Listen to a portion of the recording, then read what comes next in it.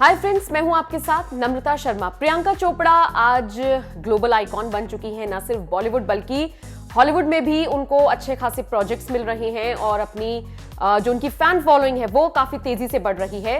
और लेकिन इन सब के बीच में उनकी एक बुक रिलीज हुई है जिसका नाम है अनफिनिश्ड, और इसमें कई ऐसे राज प्रियंका चोपड़ा ने खोले हैं जो हर किसी को चौंका रही है। मसलन डायरेक्टर ने उनसे कुछ पार्ट्स की सर्जरी कराने के लिए बोला था, ये तो हमने आपको बताया था।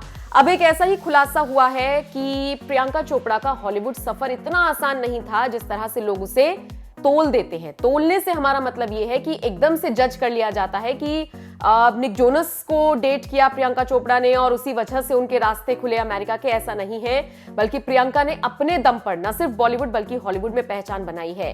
अनफिनिश्ड में एक ऐसा ही किस्सा है जिसमें ये बताया गया है कि हॉलीवुड का सफर तय करना उनके लिए आसान नहीं था।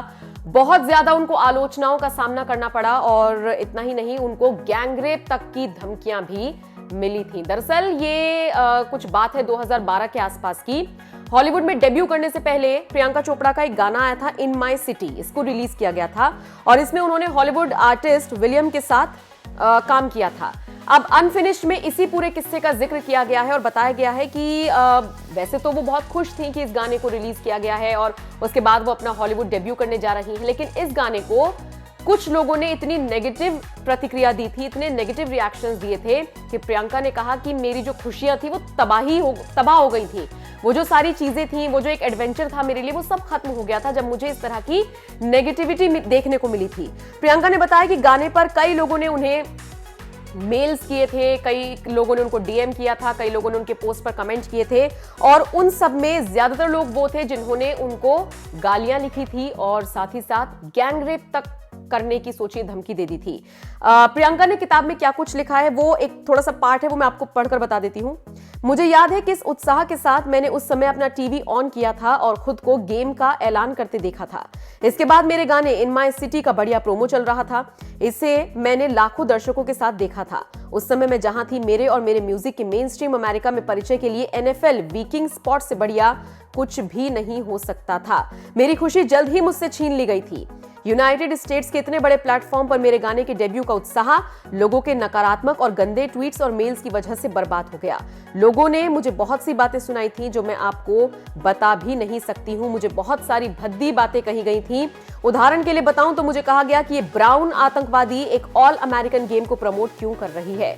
कुछ ने कहा मिडिल ईस्ट वापस जाओ, अपना बुर्का पहनो। और सालों बाद ये कहना आज भी मेरे लिए मुश्किल है कि लोगों ने कहा था कि अपने देश वापस जाओ और वहां पर अपना गैंगरेप करवाओ। सोचिए, ये सारी बातें अनफिनिश्ड में लिखकर प्रियंका चोपड़ा ने एक बड़ा खुलासा किया है और न सिर्फ प्रियंका के फैंस बल्कि जो भी इस बुक को पढ़ रहा है जाहिर तौर पर इस खुलासे से हैरान हो रहा है कि इस तरह का जो रिएक्शन है वो उनको हॉलीवुड में डेब्यू करने से पहले मिला था। और सोचिए, अच्छों का हौसला टूट जाए अगर इस तरह की नेगेटिविटी मिलती है।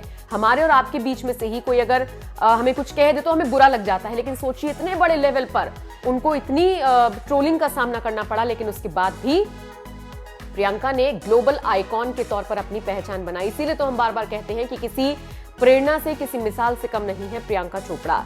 बहरहाल अभी उनके पास बहुत सारे हॉलीवुड प्रोजेक्ट्स हैं, बॉलीवुड फिल्मों में भी वो नजर आ सकती हैं।